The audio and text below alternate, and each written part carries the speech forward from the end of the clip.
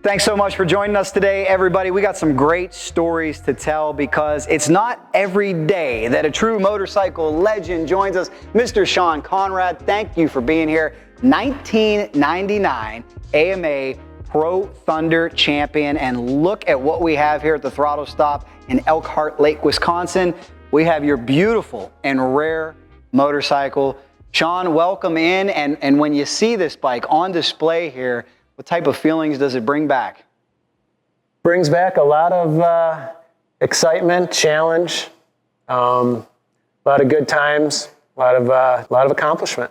Well, I know you put a lot of blood, sweat, and tears into your career, so I think it is so cool that a motorcycle like this is enshrined here at a place that gets a whole lot of foot traffic. A lot of people are in here, and when fans can come in and still appreciate your bike here at the Throttlestop, how special is that to you?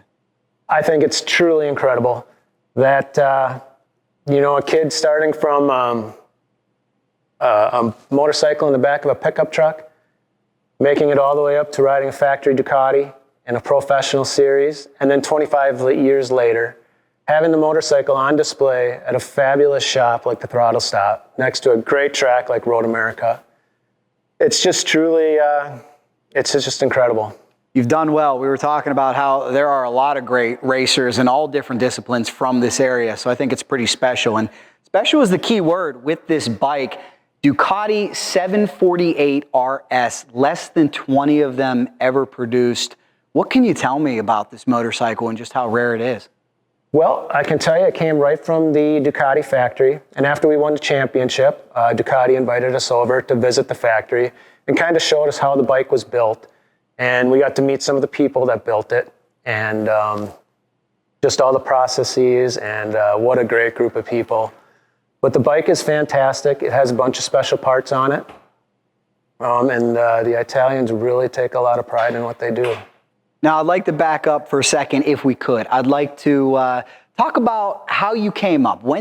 How did you get into motorcycles, and when did you first realize you had this amazing talent? Well, I bought my first motorcycle in 1989, and that didn't go so good. Uh-oh. It was basically... And how old were you in 89? 18. Okay, 18 years old. I was 18 years old. First bike. And that didn't go so good, so that was down all summer. And then in 1990, I bought my first brand new motorcycle, which was a 1989 leftover Yamaha R6. Ooh, and I rode bike. that on the street, about 8,000 miles, and I just had an intense desire to race. It's all I wanted to do, even for the years before purchasing it. I had an old videotape of Eddie Lawson 1986 GP legend. Championship, and I think Wayne Rainey and Schwantz were just coming into GP then, and Bubba Schobert and Wayne Gardner, and I watched that tape over and over and over again. And so about mid-1991, I said to my friend, I'm like, hey, let's go down to this track. I guess there's a track down in Illinois. It's called Black Hawk Farms. I said, let's go see what it's all about. So we drove down there on a Sunday, and we were watching the guys race, and I turned to him like, I can beat these guys. Let's go get the bike. So we came back the next month with the bike, completely stock. I mean, even the stock tires, I just was so green, I didn't know.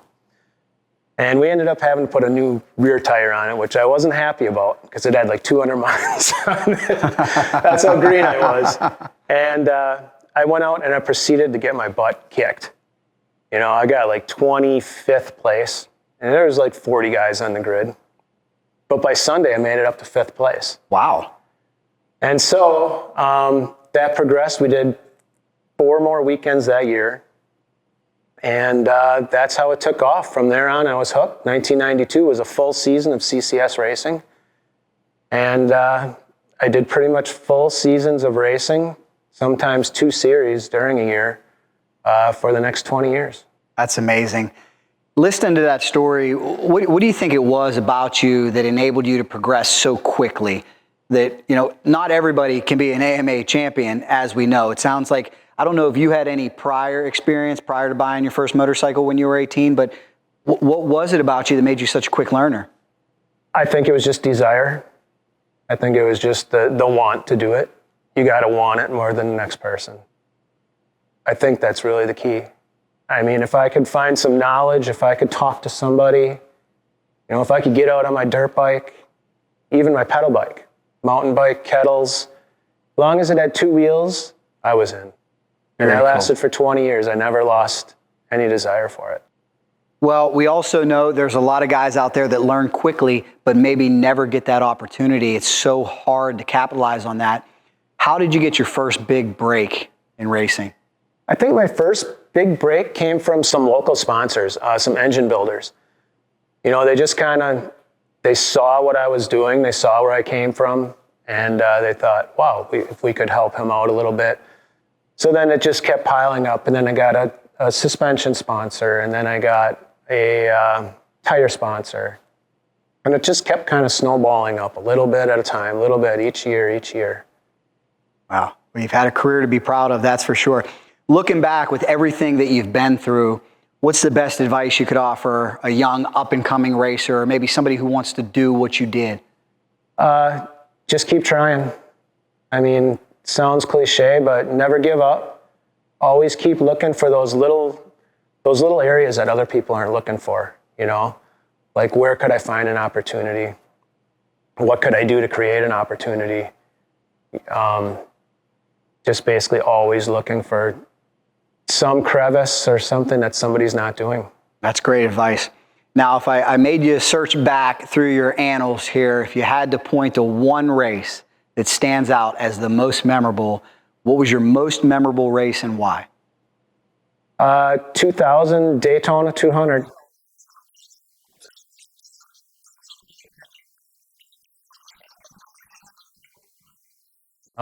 It was a weekend where I had trained really hard that year. We had won the 1999 championship on the Ducati 748, and unfortunately I didn't win a race that year. So I won it without winning a race. Now that's a story in and of itself. So there was a couple I feel that, Sounds like consistency won you that championship, right? Yeah. A little disappointing, but I was out to change that in 2000. It's like, I got the championship now, I'm going to go for race wins. So I trained really hard that winter. A lot of swimming, weight training, cardio. We went down to Daytona and got out on the new 748 for that year, and got out in the first practice, popped the motor. Got out in the second practice, popped the motor. So we were down to our last motor, and I made it like a lap or two in qualifying, parked it, and went out for the race and won it by 22 or 24 seconds. Wow. And it was just in the zone, and it was just comfortable, and I thought it was going to be a great year. Unfortunately, I got hurt the race after that, and ended up kind of setting me back a little bit for that year. But If I asked you who was your most fierce rival, who would you say? Well, during the AMA years, I mean, it probably would have been, there was a few, but Sean Higby, because that's who I battled for the championship on the 1999 Pro Thunder Series. When you were able to lock down that championship and make a dream come true, even though, like you said, you didn't get the race wins that you wanted, when you held that AMA #1 plate, how fulfilling was that to look back through your humble beginnings here in Wisconsin to how you rose to an AMA champion? It was spectacular because, I didn't even start riding until 1991. That's and in amazing. 1999, I'm standing at the top step of an AMA professional series. Well, it's a career to be proud of. Time's going way too fast because, believe it or not, already a quarter century old. I still can't believe that. So if you could here, before we wrap this thing up, why don't you tell me what life is like today? Do you still get a chance to ride? Are you still active in motorcycles at all? Pretty much after my AMA years, I went and raced a lot of Kawasaki and Yamaha and Suzuki, mainly for contingency money that was offered, really good money.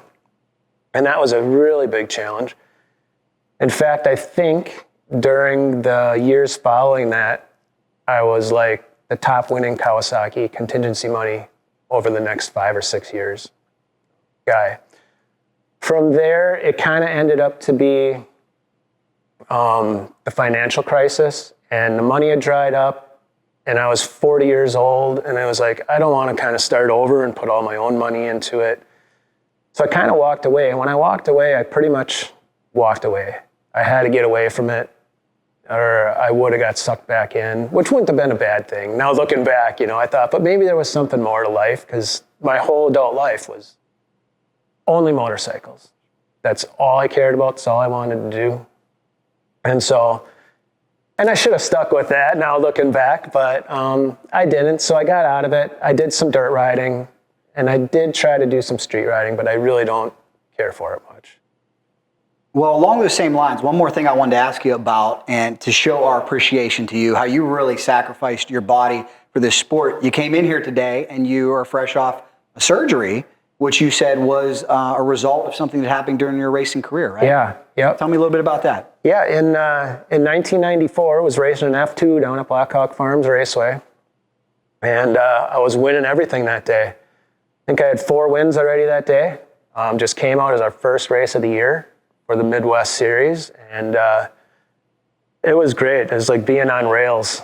And unfortunately, in my 5th race, came around turn 2, the motor let go, the rod came out the front of the case, and in an instant, I heard a click, bang, and by the time I could even react, I was high-sided off.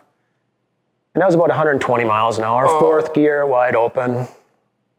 And when I landed, my leg was up around the top of my head. So that was the crash that resulted in 2 weeks ago me getting a total hip replacement. I dealt with it for 30 years. Well, I certainly hope you find relief, and thank you. And I just it's relief already. So. There you go. Hey, if you wake up from surgery and you're already feeling relief, right? you know you made the right call, right? Right.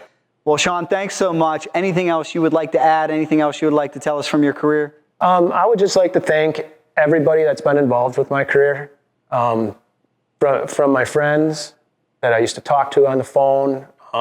We would talk for hours like girls about what we heard about the cam timing and what tires were working and what gearing at what track, and just nerds. I mean, for hours we would talk. I love it. Bench racing, we like to call it, right? I mean, all day till I had to go to a real job for a little while, and then from those people to girlfriends that have helped me out and do behind the scenes and marketing, to team owners like Mitch, and mechanics like Travis Schultz, and sponsors like Picard and Virgil Creeder and Randy Bratz and Jim Schleiss, and I could go on and on and on about Shambo's, Kawasaki.